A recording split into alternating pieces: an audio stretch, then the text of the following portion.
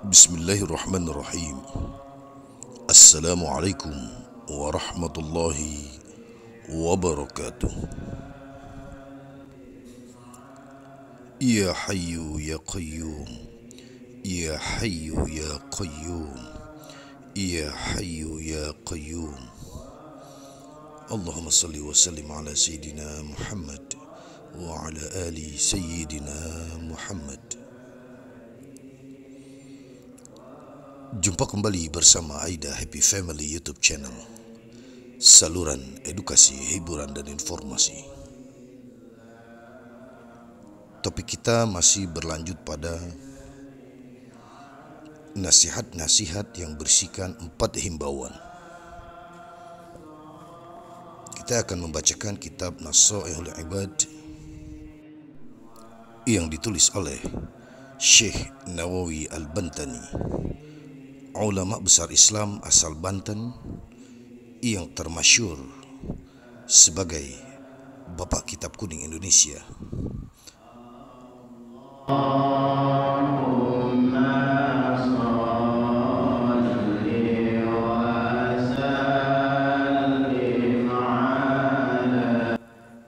Baiklah, sebelum kita memulai membaca, marilah kita membaca suratul Fatihah.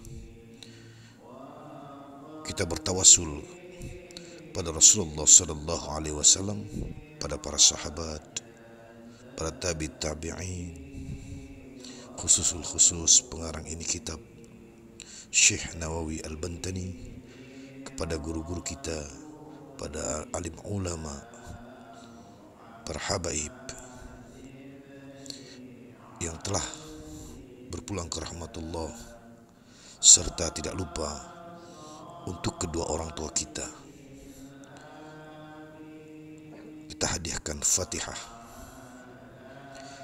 Bisiri asrarul Fatihah.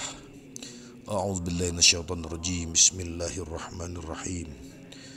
Alhamdulillahi rabbil alamin, arrahmanir rahim, maliki yaumiddin. Iyyaka na'budu wa iyyaka nasta'in. Ihdinas siratal mustaqim. Siratal ladzina an'amta 'alaihim ghairil maghdubi 'alaihim waladdallin. Amin.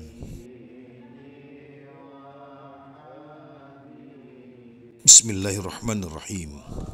Allahumma salli wa sallim ala Sayyidina Muhammad wa ala ali Sayyidina Muhammad. 4 pengakuan yang termasuk dusta.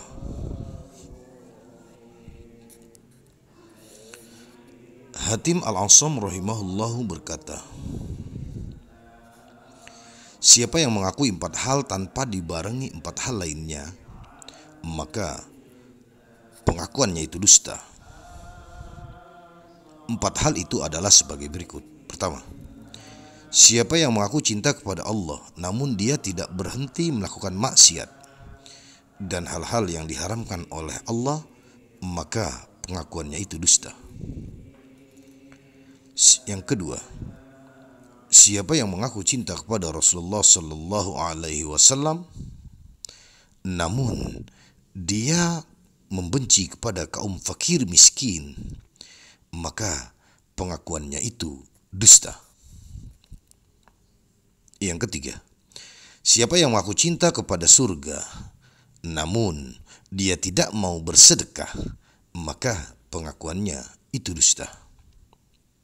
Yang keempat, siapa yang mengaku takut terhadap neraka namun dia tidak berhenti berbuat dosa, maka pengakuannya itu dusta. Sebagian ulama pernah mengungkapkan bait syair sebagai berikut. Jika engkau seorang kesatria, maka jadilah seperti Ali. Jika engkau seorang penyair, maka jadilah seperti Ibnu Hani. Setiap orang yang mengakui sesuatu yang tidak ada pada dirinya, maka bukti dan realita akan mengungkap kebohongannya. Diriwayatkan dari Abu Hurairah radhiyallahu anhu bahwa Rasulullah sallallahu alaihi wasallam bersabda, neraka itu ditutup dengan hal-hal yang menyenangkan, sedangkan surga itu ditutup dengan hal-hal tidak enak. Hadis riwayat Bukhari dan Muslim.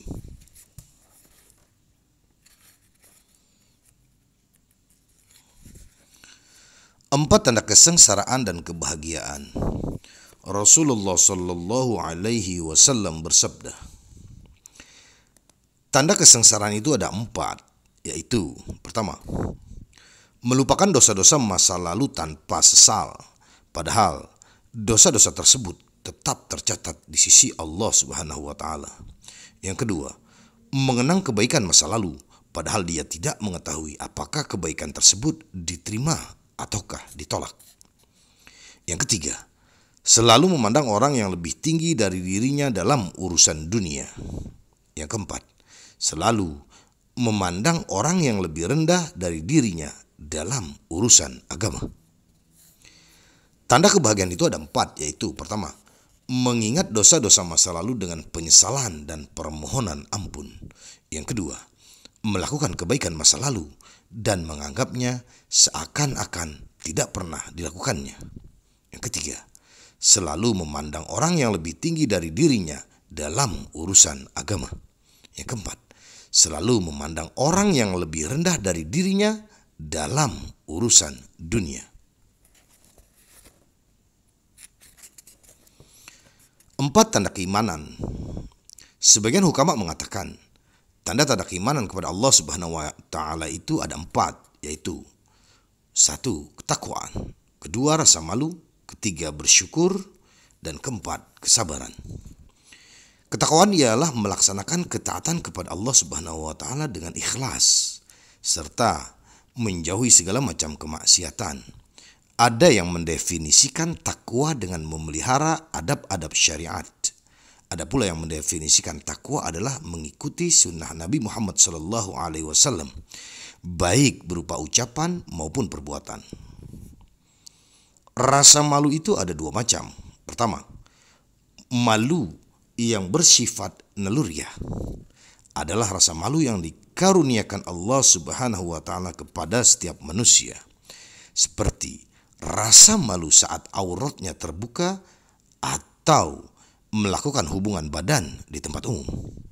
Yang kedua, malu yang bersifat imaniyah adalah rasa malu yang mencegah seorang mukmin untuk melakukan perbuatan maksiat karena takut kepada Allah Subhanahu wa Ta'ala. Syukur ialah memuji orang yang berbuat baik dengan menyebut-nyebut kebaikan yang telah dilakukannya. Adapun syukur hamba kepada Allah Subhanahu wa Ta'ala adalah dengan cara memuji Allah dan mengingat-ingat semua nikmat yang diberikan sebagai bentuk kebaikan Allah. Definisi sabar adalah tidak mengeluh atas musibah atau ujian yang menimpa kepada selain Allah Subhanahu wa Ta'ala. Dalam hal ini, seharusnya kita berdoa dengan doa Tamim Ad-Dari bin Habib ketika ia kembali ke Madinah setelah sebelumnya dibawa jin ke dasar tanah. Yang menarik, doa ini diajarkan langsung oleh Nabi Khidir alaihissalam.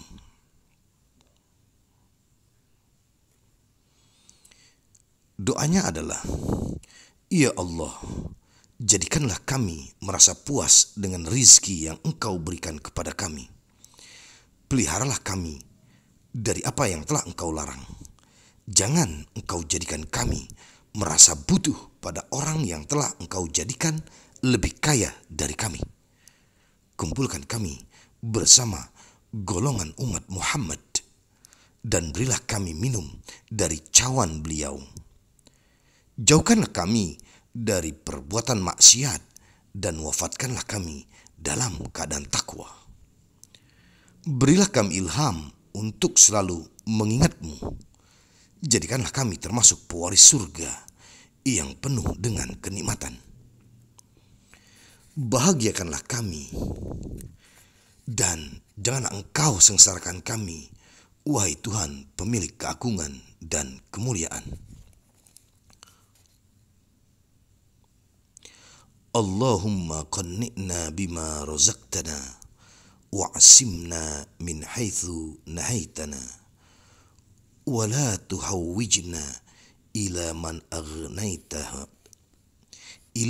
aghnaytahu anna wahsyurna fi zumrati sayyidina Muhammadin sallallahu alaihi wasallam wa bi ka'sihi faskina wa min ma'asika jannibna wa 'ala taqwa amitna walidh-dhikri alhimna wa min warathati jannatin na'im faj'alna wa as'idna wa la tushqina ya dzal jalali wal ikram.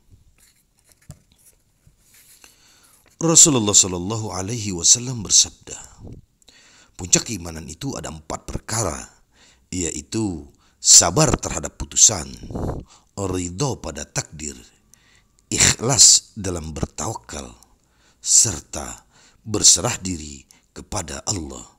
Hadis riwayat Abu Nuaim. 4 macam pangkal. Rasulullah Shallallahu Alaihi Wasallam bersabda, macam-macam pangkal itu ada 4, yaitu 1 pangkal obat, yang kedua pangkal adab, yang ketiga pangkal ibadah, dan yang keempat pangkal harapan.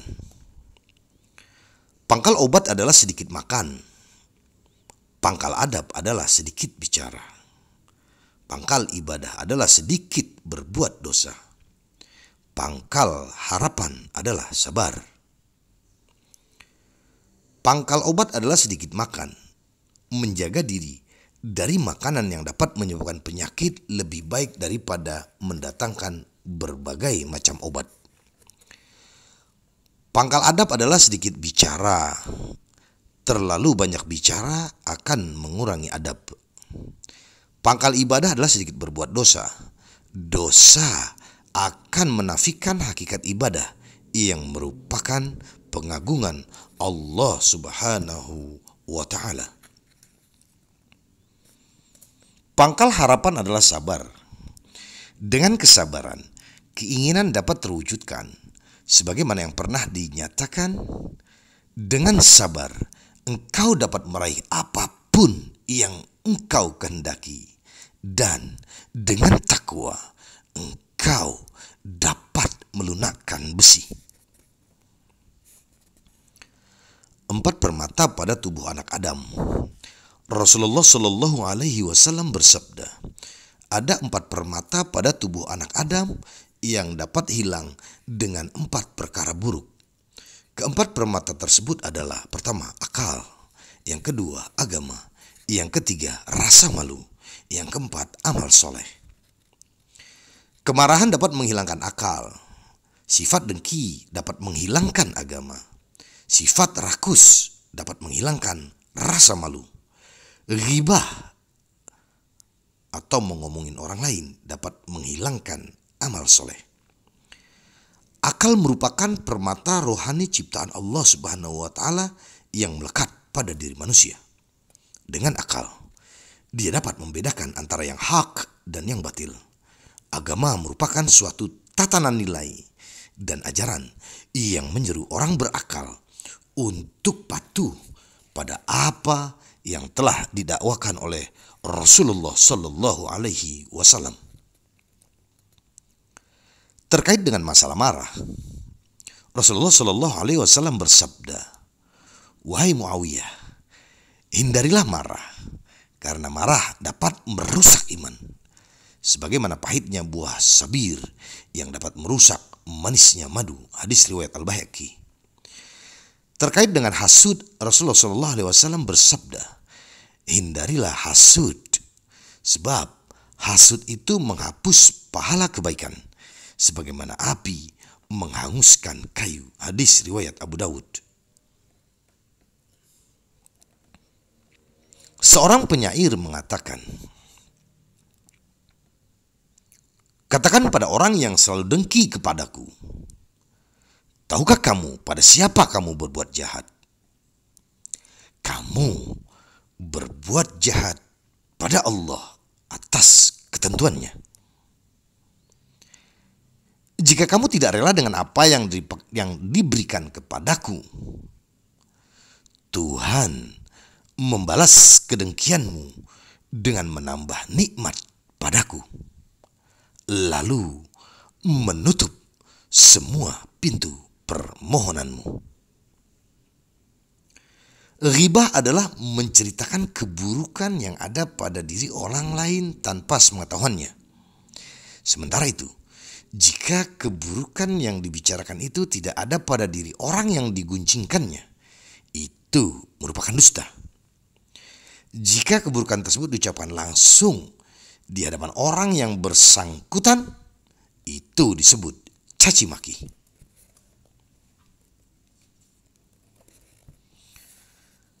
Empat hal yang lebih baik dari surga dan lebih buruk dari neraka. Rasulullah Shallallahu Alaihi Wasallam bersabda, ada 4 perkara di dalam surga yang lebih baik daripada surga itu sendiri. Yang pertama, hidup kekal di surga lebih baik daripada surga itu sendiri. Yang kedua, pelayanan malaikat di dalam surga lebih baik daripada surga itu sendiri. Yang ketiga, berdampingan dengan para nabi di surga lebih baik daripada surga itu sendiri. Dan merekalah sebaik-baiknya pendamping.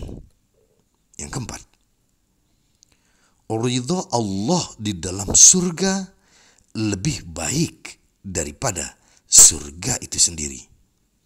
Karena ridha Allah jauh lebih besar daripada segala macam nikmat. Ada 4 perkara di dalam neraka yang lebih buruk daripada neraka itu sendiri. Pertama, hidup kekal di neraka itu lebih buruk daripada neraka itu sendiri.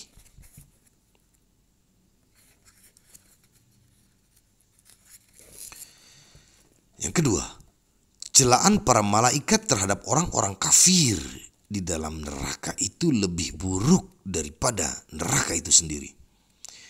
Yang ketiga, berdampingan dengan setan di dalam neraka itu lebih buruk daripada neraka itu sendiri. Yang keempat, murka Allah di dalam neraka itu lebih buruk daripada neraka itu sendiri. 4 jawaban bijak hukama apabila ditanya, bagaimana keadaanmu sekarang? Sebagian hukama akan menjawab, pertama, aku bersama Allah Subhanahu wa Ta'ala dengan selalu melaksanakan perintahnya. Yang kedua, aku bersama nafsuku dengan selalu menentang keinginan-keinginannya. Yang ketiga, aku bersama orang lain dengan selalu menasihatinya dalam kebaikan. Yang keempat, aku bersama dunia dengan selalu mengambil sekedar yang aku butuhkan untuk hidup.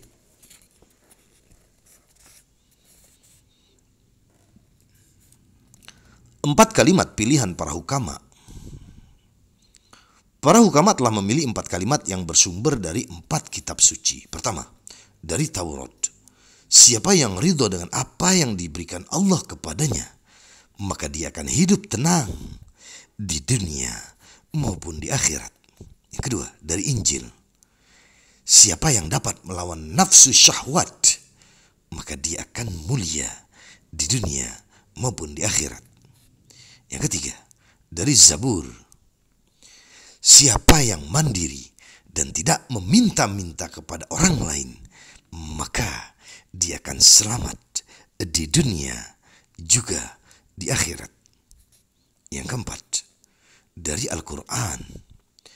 Siapa yang menjaga lisan, maka dia akan selamat di dunia dan di akhirat. Diriwayatkan bahwa Rasulullah Shallallahu Alaihi Wasallam bersabda, amal yang paling dicintai oleh Allah adalah memelihara lisan. Hadis riwayat Al-Baihaqi. Beliau Sallallahu alaihi wasallam juga pernah bersabda, keselamatan itu ada 10 bagian. 9 bagian ada pada sikap diam. Dan bagian ke-10-nya adalah uzlah atau mengasingkan diri dari pergaulan banyak orang. Uzlah yang dimaksud adalah menjauhkan diri dari pergaulan masyarakat di saat kemaksiatan telah merajalela dalam kehidupan mereka. Tujuannya adalah agar terhindar dari pengaruh-pengaruh buruk.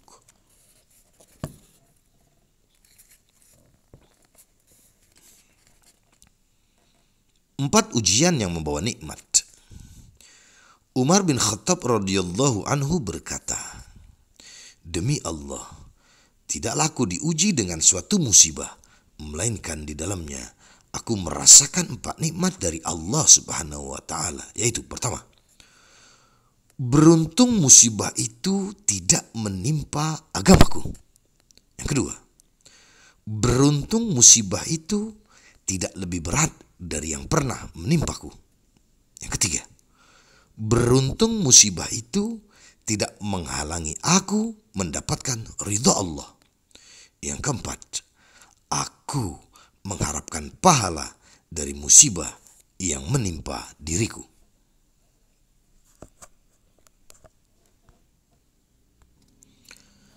Empat kalimat yang disaripatikan dari 40.000 hadis.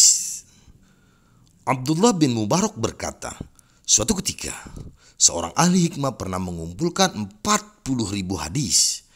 Kemudian dari 40.000 hadis tersebut dipilih lagi menjadi 4.000 hadis. Lalu dipilih lagi hingga menjadi 400 hadis. Setelah itu dipilihnya lagi hingga menjadi 40 hadis. Dari 40 hadis inilah disaring lagi hingga menjadi 4 kalimat, yaitu pertama, janganlah terlalu percaya pada istri dalam segala hal. Yang kedua, jangan sampai terperdaya oleh harta dalam keadaan apapun. Yang ketiga, jangan bebani perutmu hingga batas yang tidak disanggupinya, baik berupa makanan maupun minuman. Yang keempat, jangan mengumpulkan ilmu yang tidak memberikan manfaat kepadamu.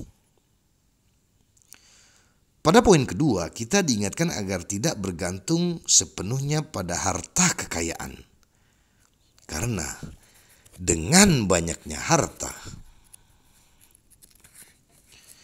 terkadang orang tertipu dan terpesona sehingga menganggap kekayaannya dapat melindungi dan menyelesaikan segala masalahnya. Terkait dengan poin ketiga, diriwayatkan dari Anas radhiyallahu anhu bahwa Rasulullah shallallahu alaihi wasallam pernah bersabda, sumber segala penyakit adalah perut yang terlalu kenyang.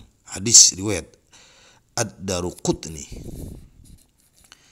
Maksud hadis di atas adalah bahwa ada hubungan erat antara munculnya berbagai macam penyakit dengan ketidakmampuan lambung dalam mencerna makanan. Masuknya makanan ke lambung tanpa melalui pengunyahan yang baik tentu dapat mengganggu metabolisme tubuh itu sendiri. Berkaitan dengan poin keempat, diriwayatkan bahwa ada seorang lelaki yang berkata kepada Abu Hurairah radhiyallahu anhu, sesungguhnya aku ingin menuntut ilmu, namun aku takut kelak aku menyia-nyiakan ilmu itu. Abu Hurairah radhiyallahu anhu pun berkata, termasuk menyia-nyiakan ilmu jika engkau meninggalkan atau tidak mau mempelajarinya.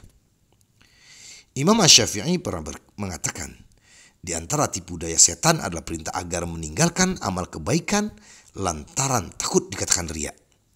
Membersihkan amal perbuatan dari bisikan-bisikan setan secara total sangat sulit dilakukan.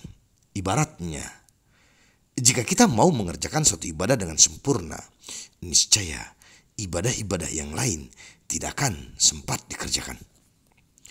Beliau juga mengatakan, siapa yang mempelajari Al-Quran, maka mulialah harga dirinya. Siapa yang mempelajari fikih, maka tinggilah derajatnya.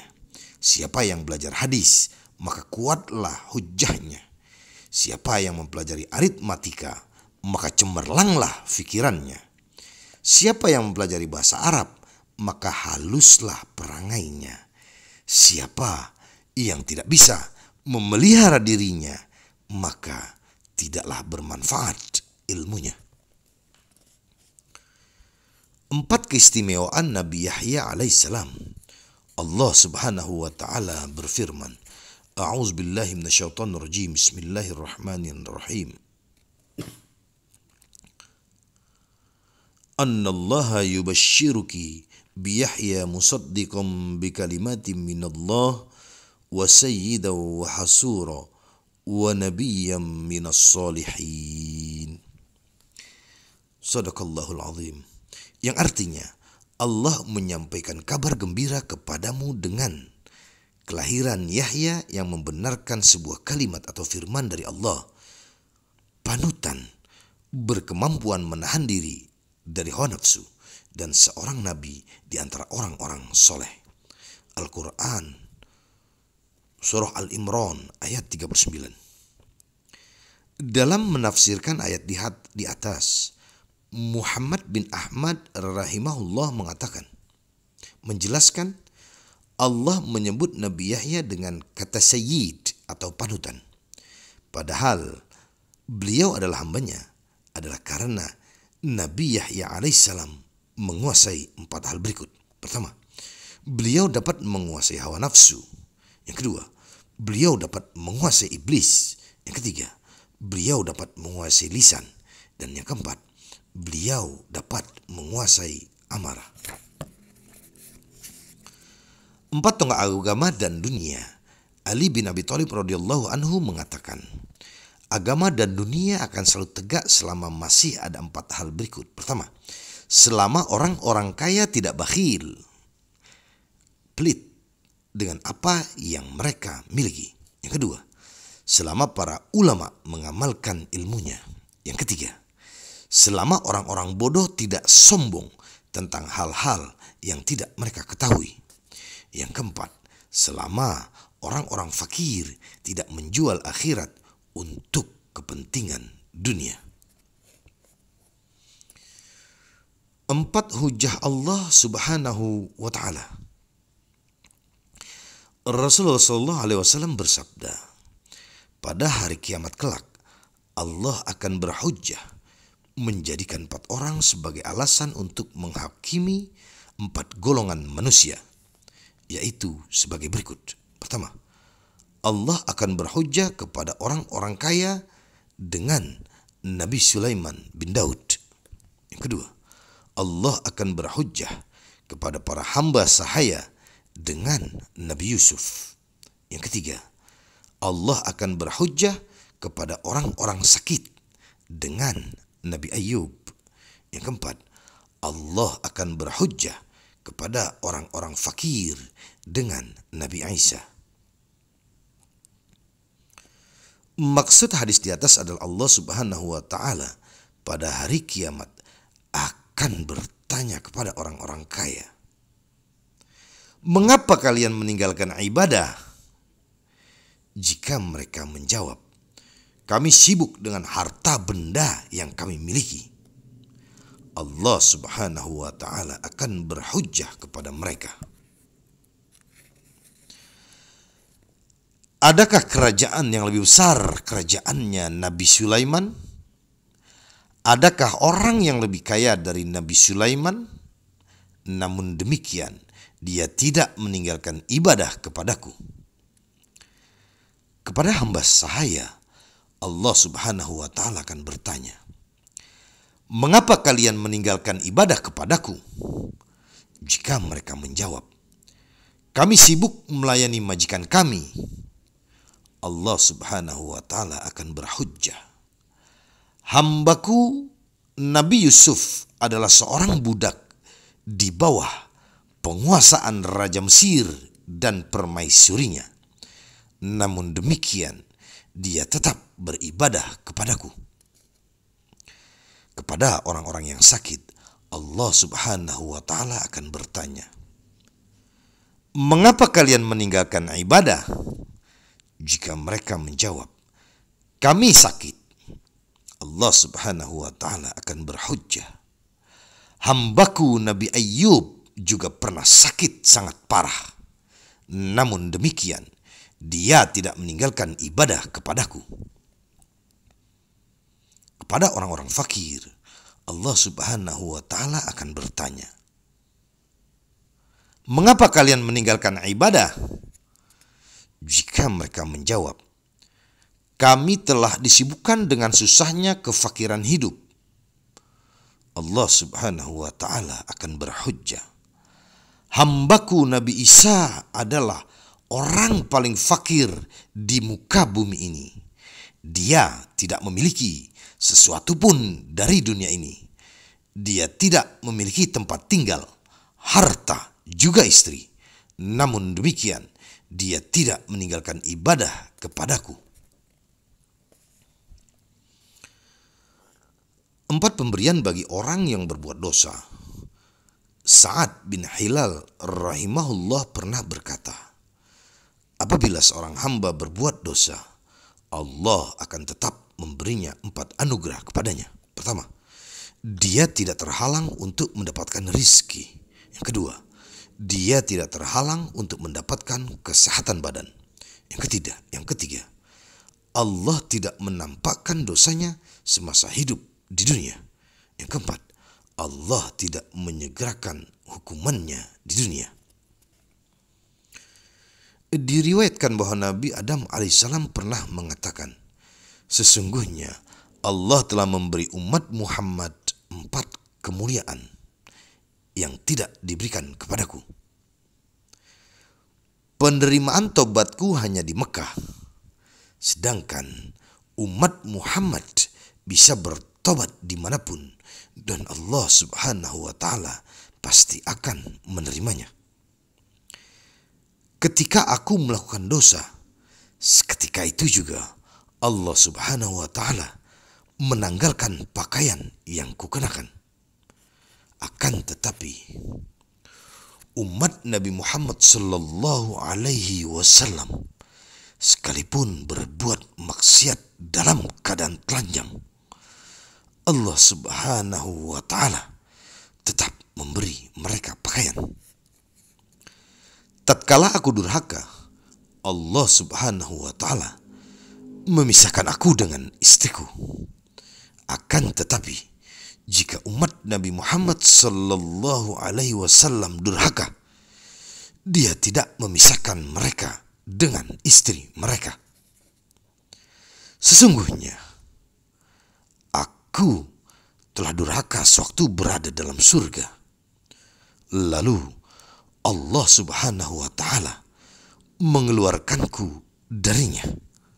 Sementara itu, umat Nabi Muhammad sallallahu alaihi wasallam durhaka kepada Allah Subhanahu wa Ta'ala di luar surga. Tetapi justru Allah memasukkan mereka ke dalamnya jika mereka bertobat. 4 kiat meraih surga. Diriwayatkan dari Hatim Al-Asam radhiyallahu anhu, dia berkata, siapa yang berpaling dari 4 perkara menuju 4 perkara lainnya, niscaya dia akan meraih surga. Yaitu, pertama, meninggalkan nikmatnya tidur untuk persiapan alam kubur. Yang kedua, meninggalkan sikap sombong terhadap orang lain untuk menambah beratnya timbangan amal kebaikan. Yang ketiga, meninggalkan istirahat badan untuk segera melakukan amal soleh yang mempercepat saat melintasi jembatan atau sirat pada hari kiamat. Yang keempat, meninggalkan kesenangan syahwat untuk menyongsong ibadah giat dan mendapatkan surga.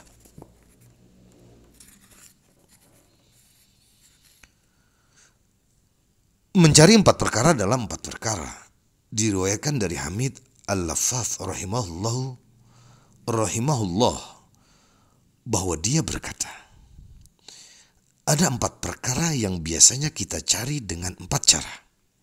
Namun ternyata 4 cara itu salah dan justru kita temukan pada 4 cara yang lain. 4 cara itu sebagai berikut. Pertama, kita mencari kekayaan dengan cara menumpuk harta.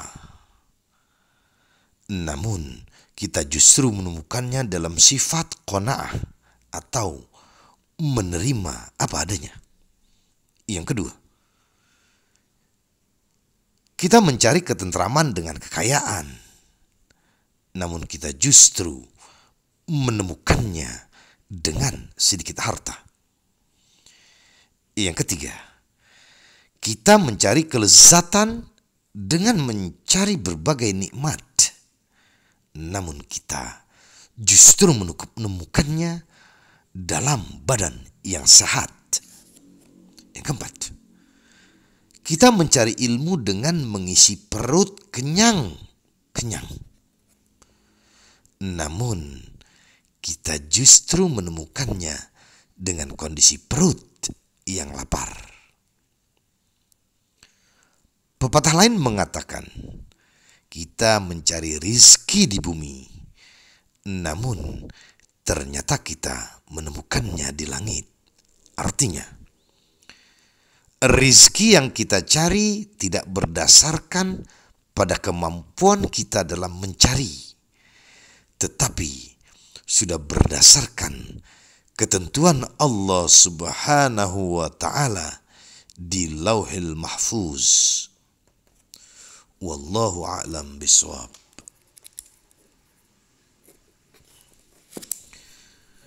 Demikianlah yang bisa dibacakan dari kitab Nasaihul Ibad karya Syekh Nawawi Al-Bantani.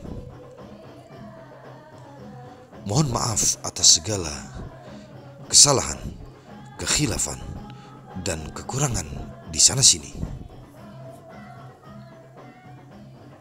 Semoga